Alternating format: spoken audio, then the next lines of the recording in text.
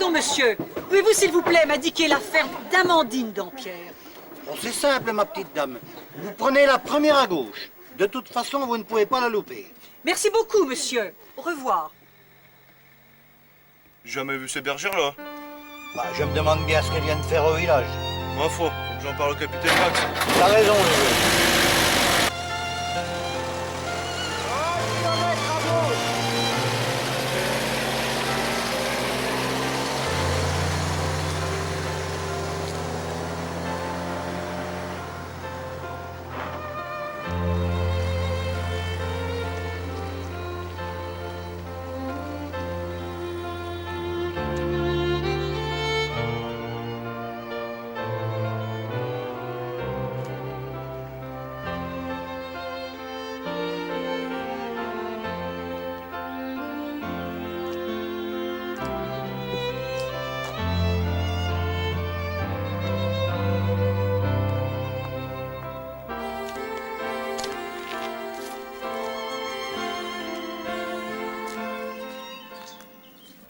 Ma chérie, ne dis à personne que tu as la statuette dans ta valise. Pourquoi, Tata?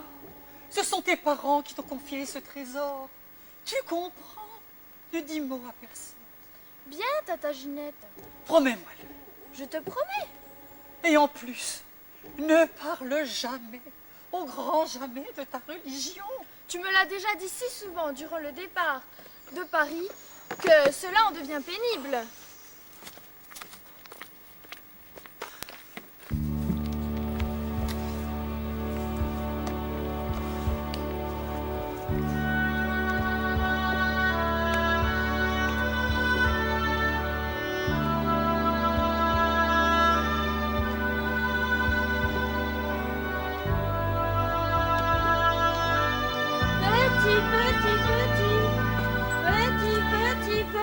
Pour eux qui se remettent à pleuvoir. Petit. J'en ai marre, moi, d'aller chercher l'eau au ruisseau. Petit. Le vieux Louis, il l'avait bien dit qu'il fallait pas creuser vers l'écurie pour le puits. Ah, si j'avais pas été chez le médecin ce jour-là. Au fait, il vous reparle? Qui, le médecin? Mais non, l'Edmond. Oh, ben, toujours pas. Il est muet comme une carte. C'est pas ma faute si le veau de la Blanchette, il a crevé. Mais Dieu, pas possible que j'ai pu y donner soin à cette pauvre bête. Au fait, il est revenu des paquis. Ah non, Dites, je ne l'ai encore pas vu ce matin. Le Boche, il a envoyé un de ses soldats pour prendre des œufs. Mais c'est Dieu, pas possible. Ils mangent mes poules et puis ils veulent encore les... Je suis pas une magicienne, moi. Une douzaine de par-ci, une douzaine de par-là. Vous savez, j'ai peur. Je ne sais pas ce qui m'arrive en ce moment, mais j'ai comme l'impression que quelque chose de grave va arriver au village. Mais non, t'inquiète pas, ma petite Marie. C'est les mauvais souvenirs qui remontent. Oh, c'est fort. C'est plus fort.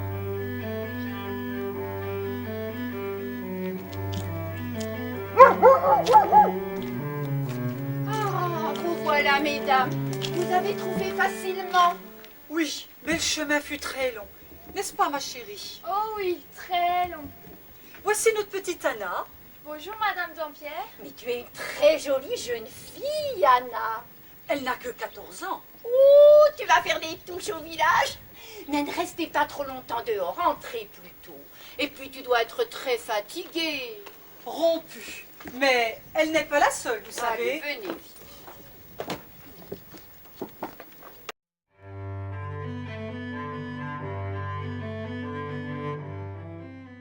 On a tout bien compris, hein?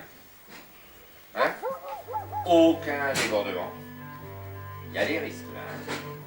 Alors toi, le jeune, prends tes gars et tu attaques par le dessus du village.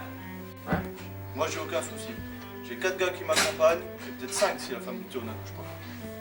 Alors toi, grand Jules, tu me tiens le bas du village. Ok? Et je tire qu'en cas de danger, hein? Capitaine, vous n'avez jamais eu à vous plaindre de mes services, ni même des gars qui m'accompagnent. Aucun problème.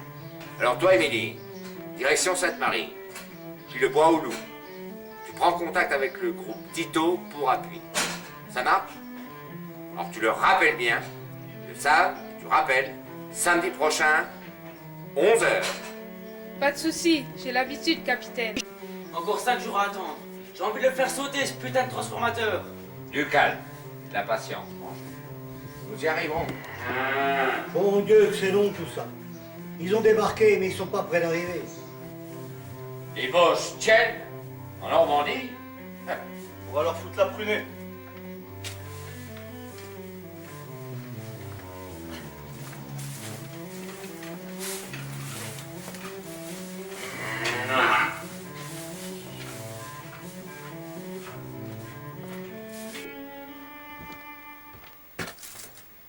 Madame donne à manger aux poules.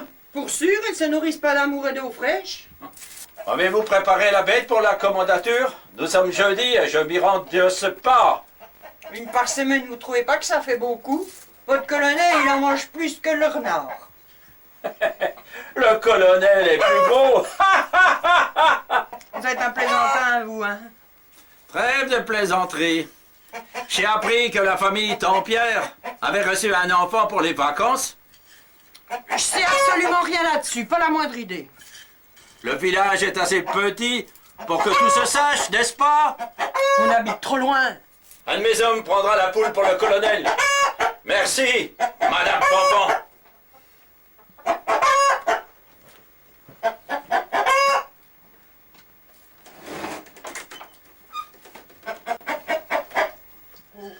Faut que j'aille prévenir Amandine, tout de suite.